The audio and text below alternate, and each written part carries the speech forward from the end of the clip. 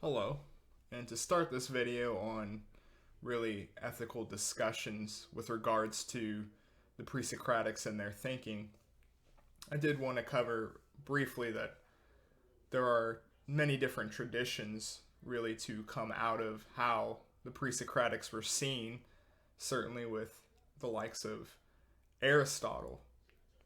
Now, typically, you have the philosophy of Pre-Socratics being a sort of pre-scientific way of looking at the world.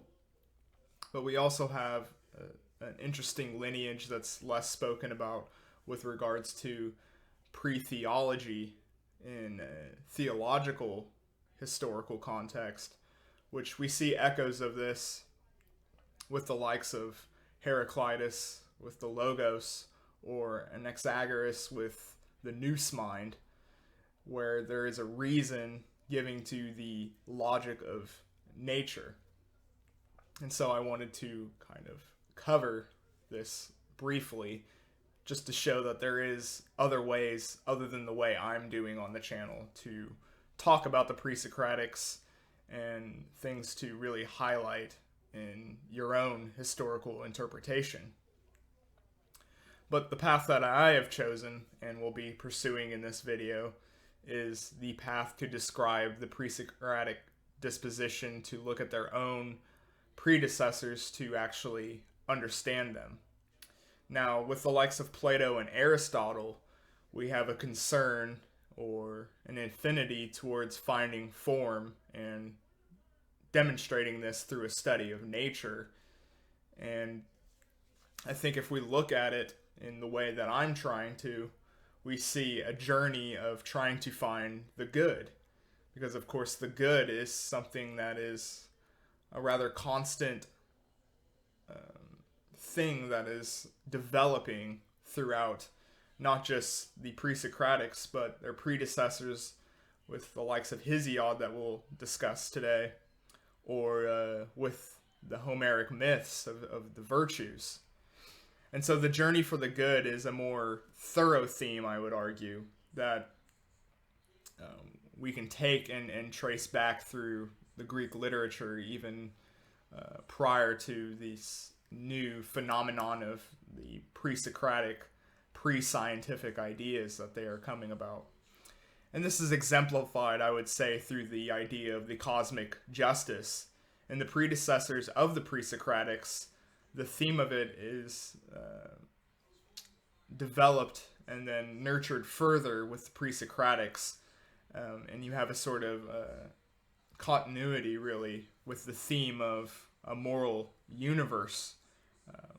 And so by studying nature in a more scientific way, we can then apply this to ethics, to the moral good given to us through nature, and how nature governs itself and how it goes about its transformations.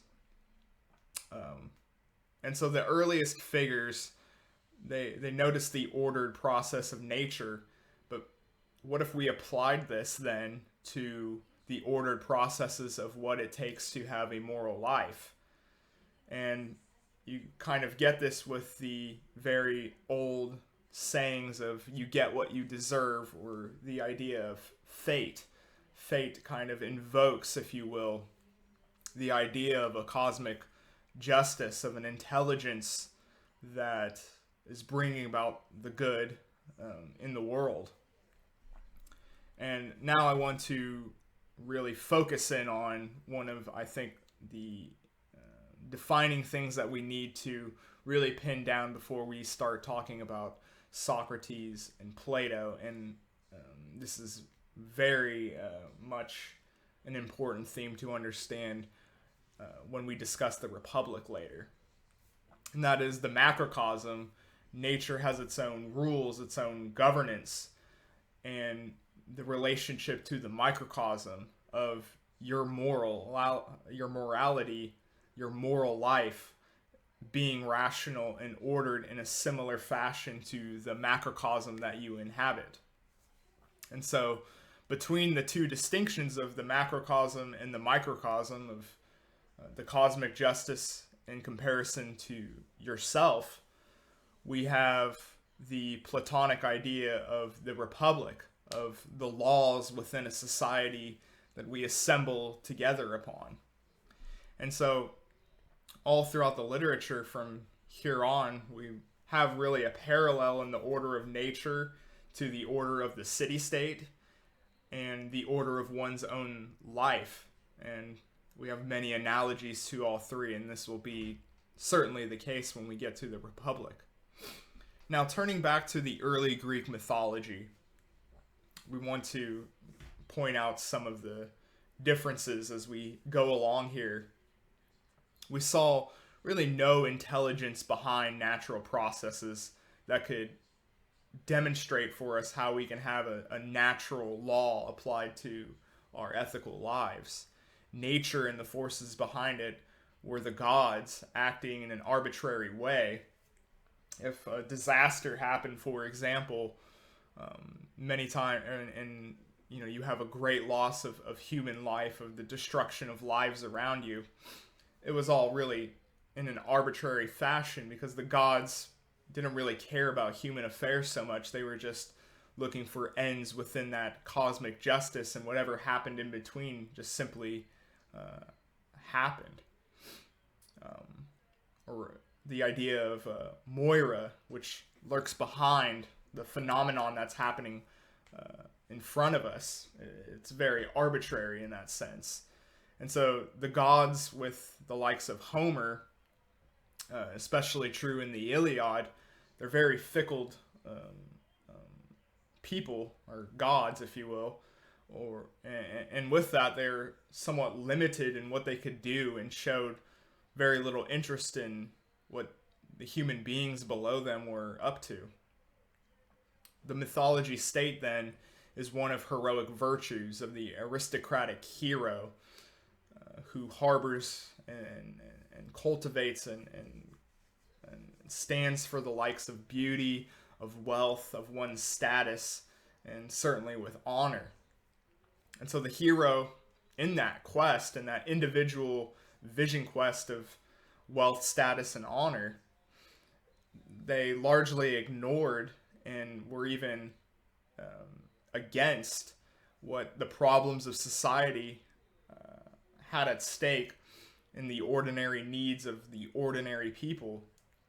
And this vision quest is very disjunctive to what the needs of the ordinary have in their own pursuits, and many times. And so from the Iliad to the Odyssey, we turn from the indifferent gods that are just simply producing phenomenon onto the human realm. And now we actually start to see them take interest in human affairs. And this is demonstrated with Athena. Athena intervenes to pursue the justice for Odysseus to get home. And so we're starting to see now that cosmic justice that was once just above us, demonstrating phenomenon in an arbitrary way. Now they want to bring about a sort of cosmic justice, or a harmony, if you will. And so now they interfere in the affairs to bring about justice under the human condition. And so we see a morphing of how the gods, in their help of the pursuit of justice, in the order of how a moral world would be. And this picks up with the likes of Hesiod in Works and Days. Hesiod is going to call for justice and honest labor amongst the normal people. So he's somewhat of a heretic in that sense in his time period of talking about, the ordinary and the ordinary struggle. Right is not in Chronos, but right is given the man according to Hesiod. And so he calls against the likes of violence and to let justice play out as time passes on. And Zeus will then punish those who are wicked and revel in violent acts. And so we have a justice that eventually will play out. And this is really the main theme of Hesiod, with his concern for justice and the time in Kronos' son, that justice will be done as the nature of the cosmic justice. And so we go from Hesiod to Aclustus's tragedies, the blood feud of a particular family that is superseded by the rule of law, not by vengeance, but the rule of law that harmonizes the heavenly and the earthly justice together. In Sophocles, Antigonon, we see the same story of Antigonon's brother dying to retrieve his throne from a usurper, a sort of coup, if you will, and the body is to be left to rot. And Antigone defies it for the higher law. The king threatens then with execution of defiance that she confesses her defying to the kingly law when asked about this. So when she replies, she naturally, since Zeus never did such a law, neither does justice for the men below. The human kingly rule is not above the law of the gods. So if Zeus didn't pursue such vengeance, then what gives us rights as human, which ultimately the king still is a human, the right to pursue laws and vengeance that Zeus himself did not stand behind? And this is a context really of how ethics worked for the pre-Socratics and the early Greek thinkers that we're going to discuss here. With Anaximander, we have the source of coming to be of existing things, that in which destruction also happens. And so this is the process of how nature is generating. Things are beginning, but also becoming their own destruction. And nature operates in this sort of way, in this process of nurturing up to then be destroyed to create a new nurturing process. And so the process, and according to necessity, for they pay penalty and retribution based on the assessment of time. And so in the course of time and chronos, we will see a balancing out of destruction and nature generating. And so this appears to be the natural processes, but within this, of course, you see a moral language really being developed here from the natural world, with the notion of justice carrying out in this. And this is going to apply to natural philosophy and ethics. Whereas when we get to Pythagoras, in his, of course, mathematical ordering of nature that balances the forces that work, which also is applied to society, and the founder of a community, a city-state, living and ordering in a sort of counterculture. Pythagoras would create these communities, these societies that were to align themselves with that mathematical ordering in their own lives, and developing a sort of counterculture out of that. And so Pythagoras found to be the harmony of opposing interests and balance within a community with a rational life applied to it, with the virtues of justice, or as he called paras, which is a bordering in Greek, in the Greek language, a boundary, if you will. And the opposition side to this is apeiron, which is what is undefined and unlimited. So again, you're seeing that play, which happens with a lot of these thinkers here, of polarities, of destruction, and then turning to a new. You're seeing this here with the boundary and the boundless. And so reason tells you, limitations, and this definitely applies to the moral life of dietary restrictions, which were very popular with the Pre-Socratics and their followers. The rules against eating living things and other proposals are, to give reason to that moral life in relation to the greater natural processes that are taking place above us. And then we turn to Xenophanes, who is often left out in many of these pre-Socratic discussions, mainly because of what we talked about with the different lineages to come out of how we see the pre-Socratics. He wasn't much of a pre-scientist, so in many of these discussions he's left off the table because he doesn't really have an account of nature Xenophanes talks about ethics in discussing the likes of Homer and Hesiod, such as the gods' adultery or theft and all of these poetic works. He notices that they aren't very moral themselves. The gods act in many regards to the same as the people who are punished every day for doing the same misdeeds.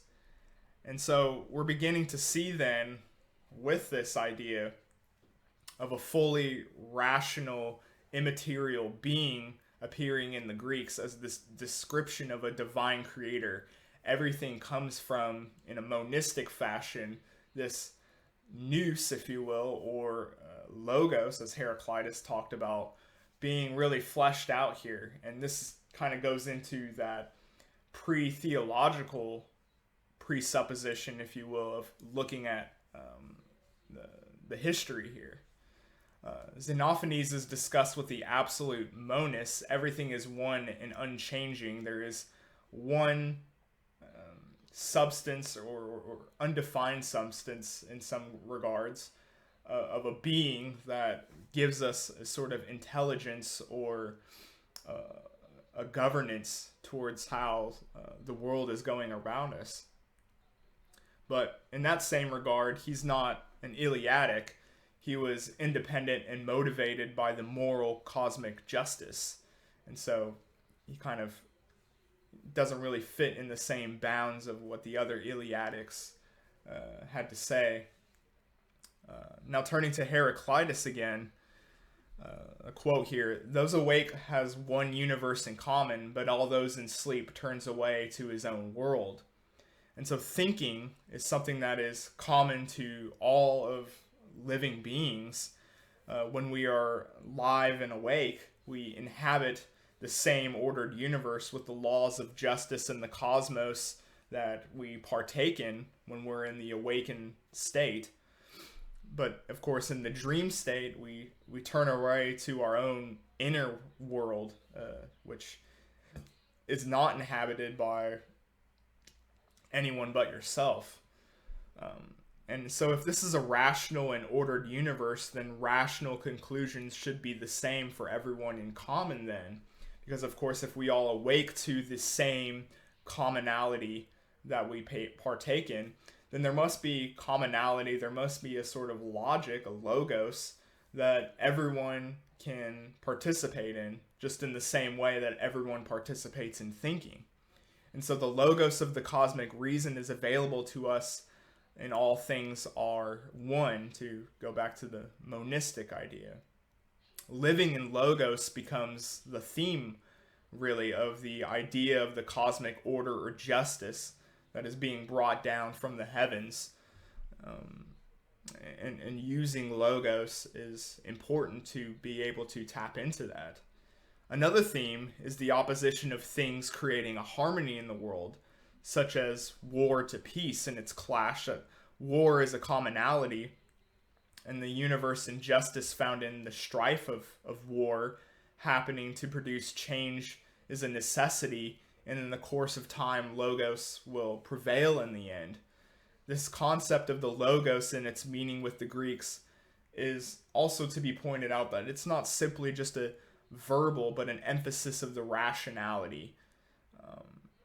Because of course, the logos for the Greeks is also used for measurement or balance and harmonizing polarities, and gives us an ordering and value to our lives.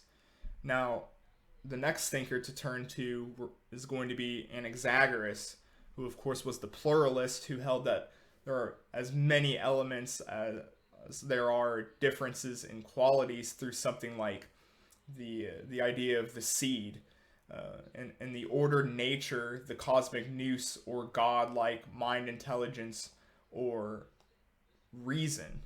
While living things do have seeds that give us all properties and give us difference all around us, not everything contains the ability for nous, of mind, of thinking. And this is an important distinction to being compared to what an inanimate object is, or a thing.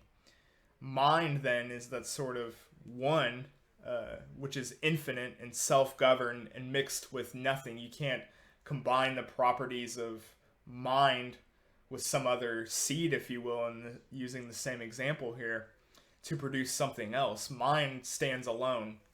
Mind has a share of all things, and if it was ever to be diluted, then it would turn into everything. All things having life, greater or less, are ruled by mind through its participation, whether they have mind within, such as a human being, you and I, or ruled outside by a greater external mind. So if we were going to go down the Aristotelian hierarchy here towards the trees or the bugs around us, we still are very much in control with our minds, the processes that could happen to those lesser beings below us in the hierarchical chain. And of course, that with regards to us could be applied to the gods above, that we are ruled then by a greater mind. And so mind in this sense, with its commanding, with its ordering, could be seen as how the Greeks saw as a sort of polarity difference to bring about harmony with the idea of the cultural vortex whirlwind, which was popular among the Greeks, where everything is unintelligible and just floating in this sort of vortex, and in a way something becomes nothing because there's nothing to order it. And this is perhaps important to look at the distinction here with how the King James translation, we see in the beginning there was the void. To give order, we see with Anaxagoras, with God giving form as he says so. And so there's an interesting route here that perhaps was known of, because of course at the time with the King James translation, the Greeks were becoming in fashion again because we were uncovering more texts at the time. And so perhaps we're seeing an influence, but at bare minimum an indirect one, with how in the beginning there was a void, whether it's a vortex or just nothingness, and a creator either gave intelligence or created it. And this is a very subtle distinction with what the Christian sense of the creator is. In this sense, Anaxagoras could be seen as his mind, I should say, could be seen as the ordering architect. He fashions out of the vortex, in contrast to how the void was nothing and then you had something. In a regard, the architect took something and out of nothing ultimately created a sort of architect that then gave us value, and that's the creative aspect to it, of giving value to the something. Anaximander is very interesting to bring up as we're starting to really set up for the sophists and the greatest sophist of all, Socrates. He sees the order out of nature, but he doesn't really, in some regards, Plato will be very dissatisfied with how, yes, Anaximander does see a sort of ordering, a sort of intelligence, but what is the purpose? What is the meaning of it?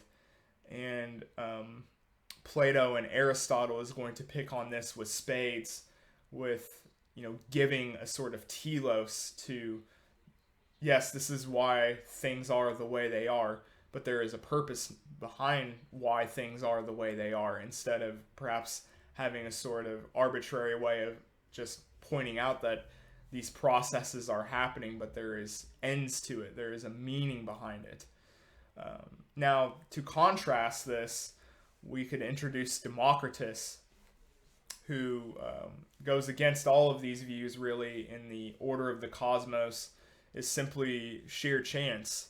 And so you see a conclusion then to, flesh out toward ethical thinking of, the cosmic vortex gives us a sort of particular combination that survives, but it is a purely mechanistic way. It's just chance. And so Democritus then, if it's just simply chance or survival of the fittest, he doesn't celebrate the natural order or find ethics that are compatible with the cosmic justice. There'd be no need to create a sort of analogy to the heavens then, if everything around us is just simply by chance. In ethic, the pleasure in its absence is what gives us profit. And so we base that on a sort of criteria is to either enjoy or not to enjoy. Now, of course, Democritus would advocate most likely for a sort of moderation. You don't want to overbound yourself with enjoyment. Of course, that would bring about suffering in the end. And so if we have no intrinsic point of the good winning and is by simply chance or survival of the fittest, then we should just simply measure the enjoyment that we get out of fulfilling things. And you can see here that the difference in the material account here gives us a contrast against what is to be governed, what is law ordering in its creation with its ideas of a law-governed life. And so, to summarize really and use Democritus here, we could see how through metaphysical systems, through scientific understanding, through what we think in a sort of ontological sense about the world around us, will of course play into our ethical thinking, whether it is with a material account or a sort of mind that we can study about to find not just the good in its processes, but to bring that good out into our own creation, into our own lives, really. And so these two distinct worldviews are going to be really important to discuss in our next video, because this is setting the conversations that are going to be happening with Socrates and the sophists of his time period. These worldviews are going to now take shape in the philosophical realm that Plato and Socrates are going to emerge out of. And if you guys like this video, I invite you to continue to watch and enjoy this with me.